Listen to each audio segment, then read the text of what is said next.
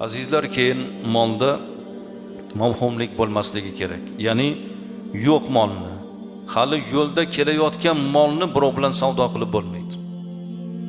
Ya'ni molda, savdoda mavhumlik bo'lmasligi kerak bo'ladi. Payg'ambarimiz alayhissalom aytadilar, kim taom sotib olsa, bas uni qo'liga olmay turib sotmasin deganlar. Savdo qilmasin deganlar. Molingizni qo'lingizga olib, o'zingizni ishonchingizni hosil qilib, xaridorga ko'rsatib keyin soting. Undan bitta nusxasini olib, hali yo'lda kelayotgan narsani savdosini qilishlik mumkin emas.